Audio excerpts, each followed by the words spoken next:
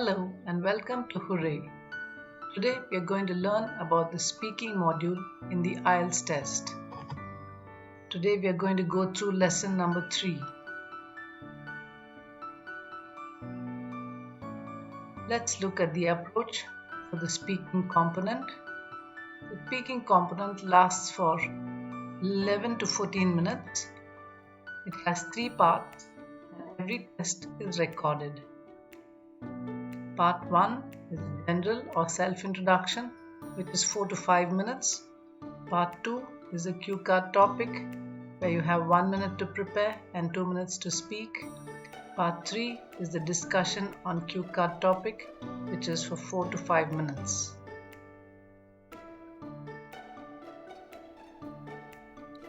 Here are the criteria for the speaking component. 1. Fluency and coherence. 2. Grammatical range and accuracy. 3. Lexical resource. And 4. Pronunciation. Let's look at some of the strategies. While speaking, you have to speak with coherence. You have to structure your sentences grammatically correctly. You should not pause for more than 3 seconds. You have to use formal language. Use your natural voice and be spontaneous. Do not put on any accent. Be audible. Use good positive body language like eye contact and be confident. Smile in between when it is appropriate. In part 1, you have the introductory or icebreaker round. You will be asked general questions about yourself, your home, your family, work, studies, interests, and so on. And this part lasts for 4 to 5 minutes. Here are some sample questions which could be asked during part 1. Do you like crowded places? How do you feel in crowded places? What are the most crowded places in your hometown or where you are living now? Do you prefer to go to crowded places or places that have few people? When was the last time you were in a crowded place? In part 2, which is the cue card round, you will be given a card on a particular topic. You will get 1 minute for preparation. You will be given paper and pencil to write notes. You will have 2 minutes to speak continuously. Ideally, it is good to speak until the examiner asks you to stop. Here's a topic example. Describe an open air or street market which you enjoyed visiting. Under that, you should cover 4 bullet points. 1. Where the market is, what the market sells, how big the market is, and explain why you enjoyed visiting this market.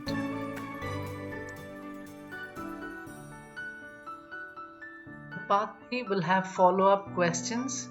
You will be asked further questions connected to the topic in part 2 in this round of 4 to 5 minutes. Discuss more on the cue card round topic and formality is expected. Here are some questions that you could be asked based on the cue card topic. Do people in your country enjoy going to open-air markets that sell things like food or clothes or old objects? Which type of market is more popular and why? Do you think markets are more suitable places for selling certain types of things? Which ones? Why do you think this is so? Do you think young people feel the same about shopping at markets as older people? Why is that? What do you think are the advantages of buying things from shops rather than markets? How does advertising influence what people choose to buy? Is this true for everyone?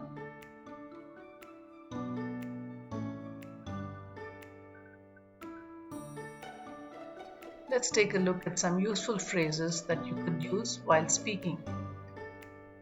If you want to add information, you can use phrases like what's more, etc.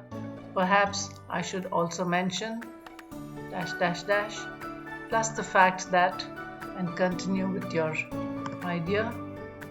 When you want to ask for repetition, you could say, sorry, I didn't catch that. When you want to make generalized statements, you can begin with phrases like as a rule and continue, or generally and continue with your idea, or you could say again and again, and then you can say what you're thinking. Some phrases you could use while opening the discussion are, well, in my view, there's one or two main and continue. I think it depends on dash dash dash. It's difficult to say because, so on and so forth. I think there are a number of points or issues or questions and continue with your idea. I would say that and continue with your opinion. When you want to illustrate your point, you could begin with phrases like this. For instance, take for example, to give you an idea.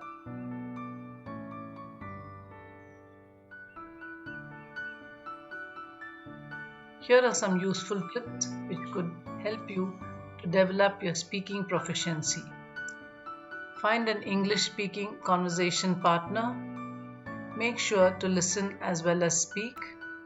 Use a mirror. Record your practice conversation. Surround yourself with the English language. Practice with music and movies, first without subtitles, then with them. Watch and listen to audiovisuals in various accents. Practice reading aloud. And here are more useful tips. Begin by practicing on subjects familiar to you. Diversify your speaking subjects once you're comfortable. Practice phonetics. Pick up one sound of a vowel, then make a note of 5 similar sounding words and repeat them aloud. Pay attention to stressed sounds. Listen to English songs. Learn word forms with new words. Learn new idioms and phrases. Translate a story or information from your language to English.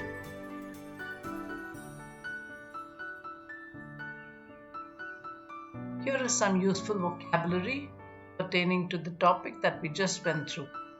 Bargain hunting, do the shopping, go shopping, fitting room, I can't afford it, in stock or out of stock, it costs a fortune, it costs an arm and a leg, price tag, receipt, refund money, summer or winter sales, shop around, shop assistant, shop till you drop, shopaholic love, shopping spree, shopping therapy, spend money, splash out on something, take something back.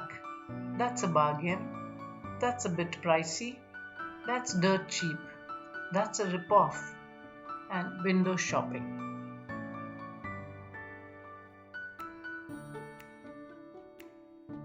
I hope these tips and techniques and strategies have been useful for you for the speaking test. Wish you all the best and keep speaking. Thank you.